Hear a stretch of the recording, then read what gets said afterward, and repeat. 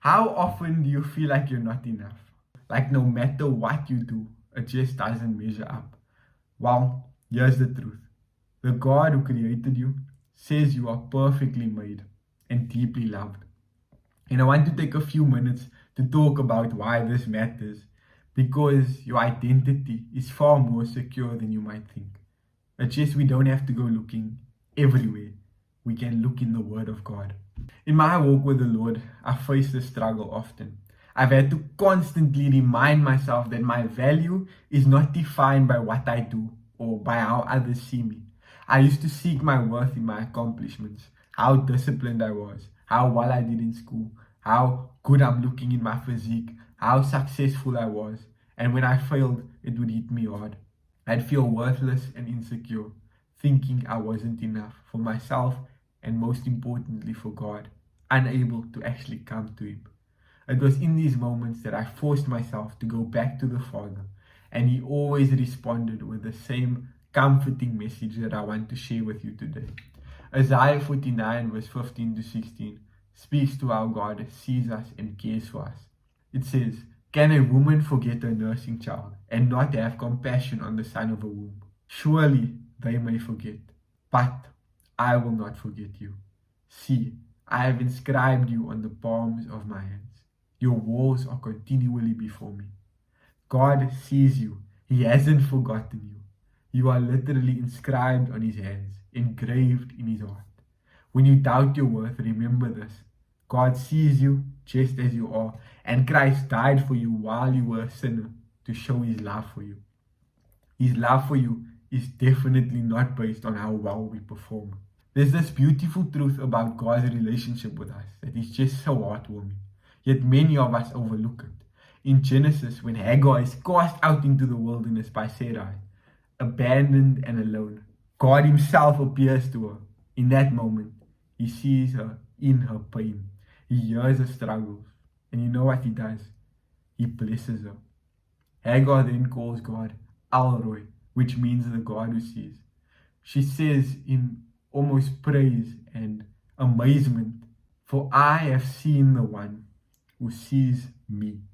That's a beautiful truth. God sees us. It's in our most painful and lonely moments that God meets us. He doesn't look away. He sees us and He understands and He loves us deeply. I mention that because many of us wrestle with the feeling of not being enough. This feeling runs deeper than insecurity or low self-esteem, what psychology or the world would have us think. It's a longing for something more. Our desire for identity is actually a desire for us to be seen. A desire for us to be seen, known, and loved. And not just by anyone, but by the one who created us. If it's true that God created us for a relationship with Him, then it makes sense that we long to be loved and known by Him in the deepest way. But what happens when we don't know God or when we feel distant from Him? That desire doesn't just disappear. In fact, it grows. And we begin to look for the fulfillment that God can give us in the wrong places. We start to seek validation from people, from our accomplishments, or from external approval, all so that we can be seen, known, and loved. But these things are fleeting. They can never fill the deep longing for us to be fully known and fully loved. This truth is, we can't find our identity in relationships, social status, or achievements. We can only find it in the one who truly sees us, who is God. Where is our identity truly rooted? It's not in the fleeting things of this world. Let's just throw that to the side. It's rooted in God's love for us. Our identity is a gift from God. It's not something we earn or achieve. 1 John 3 verse 1 reminds you, "See what great love the Father has lavished on us, that we should be called children of God." And this is what we are. We are children of God, not because of our performance, but because of His love. In Psalm 139 verse 13 to 14 it says, "For you created my inmost being. You knit me together in my mother's womb. I praise you because I am fearfully and wonderfully made. Your works are wonderful, and I know that full well." God knew us before we were even born. He created us with purpose, and He made us fearfully and wonderfully. Therefore, our identity is rooted in the fact that we are made in His image, deeply loved by Him, even before we could do anything to deserve it. Yet, so often we try to find our value in other things.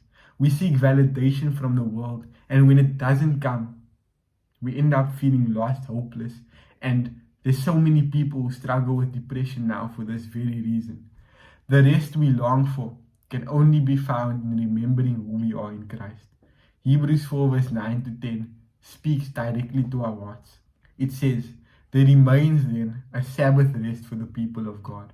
For anyone who enters God's rest also rests from his works, just as God did from his." This rest is then found in trusting God, resting in His love and allowing Him to define our identity, not our achievements, failures, or the opinions of others. What do we do with this truth? How do we live in the light of our identity? The first step is simple, and it's going to sound too simple for your mind, but please, please, please bear with me. This is what helped me so much. Just please. Trust Christ and find your rest in Him. Is it any reason why Matthew 11 verse 28 to 30 says, Jesus speaking, "Come to me all who are weary and burdened, and I will give you rest. Take my yoke upon you and learn from me, for I am gentle and humble in heart, and you will find rest for your souls. For my yoke is easy and my burden is light." Jesus invites us to rest, to stop striving for approval. In Him we can find our true identity, not based on what we do, but on who we are in Him. Jesus then invites us to rest, to stop striving for approval. In Him we find our true identity, not based on what we do, but who we are in Him. Ephesians 1 verse 4 to 5 reminds us, "For He chose us in Him before the creation of the world to be holy and blameless in His sight. In love, He predestined us for adoption to sonship through Jesus Christ, in accordance with His pleasure and will." Before we even existed, God chose us to be His children. This wasn't because of our efforts again, but because of His love for us. Here's the bottom line, and if you take anything away from this video, I want it to be this. God sees you. Your identity is not defined by your performance, your mistakes, or the opinions of others. Your identity is anchored in God's unshakable love for you that sent Jesus Christ to the cross. And when you put your faith in Him, this love becomes accessible to Him, because through faith we become children of God. You are fully known and fully loved by God. You don't have to strive for validation. God has already spoken over you, saying, "You are mine." That's the foundation of your identity, and it will never fail or fall. Like Hagar in the wilderness, you are seen by God and He knows you intimately. And one day we will get to shout in adoration, "I have seen the one who sees me." Because now we know in part, but then we will know fully. Your value is not determined by your achievements, but by the fact that you are a beloved child of God. If this message resonated with you, for a moment, I just want you to reflect on your identity in Christ. You don't have to seek approval from the world. God already sees you and He calls you His own.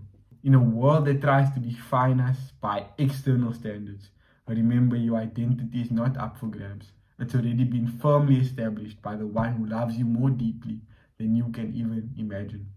Rest in that truth and walk confidently as the person God created you to be. God bless.